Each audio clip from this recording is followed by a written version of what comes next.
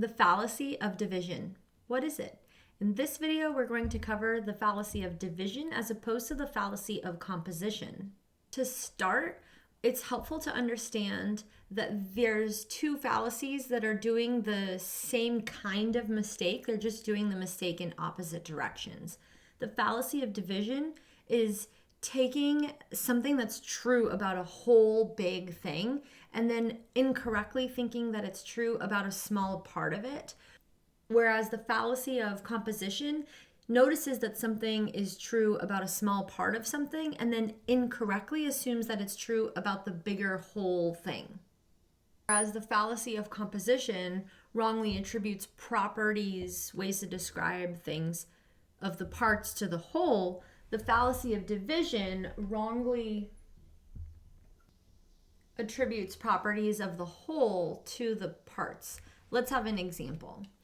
For a fallacy of division, you're taking the idea that, say, all football players are good at football, and you're saying that this specific person who plays football must be good at football. All people in America are rich, therefore this specific American must be rich.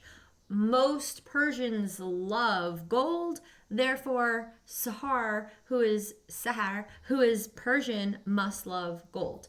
The mistake here, the fallacy of division, is thinking that just because something is true about a group in general, that it must be true about specific members of that group. The fallacy of the composition is the same kind of mistake, but it works in a different way between that part-whole relationship. A fallacy is an error in reasoning. It's an error in reasoning to think that just because the United States is wealthy, each member of the United States is wealthy. It's not true that every single person in the United States is wealthy, even though it is true that the United States as a whole is wealthy. So the mistake there is wrongly thinking that whatever you can say about the whole, about the group, about the community must be true about any of its parts or members.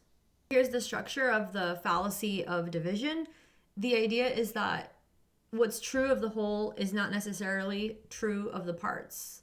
Is not necessarily turns into, it doesn't mean that. It's not guaranteed that. It doesn't entail that. Even if a group has a particular property, it doesn't mean that each part of that group has that property. It's not guaranteed. This is an informal fallacy because it is an informal logic gone wrong. There's also formal fallacies that correspond with formal logic. Let's end with another example of a cake. To me, cake is delicious. That's the whole thing. The cake is delicious, but that does not mean that I think oil is delicious. To make a cake, you do need usually oil. You also need water. You also probably need flour. Maybe you need egg.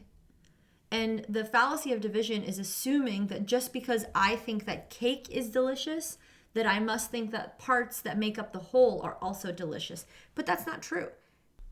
So here is a definition, here is an explanation of how it works, and here is an example of the fallacy of division.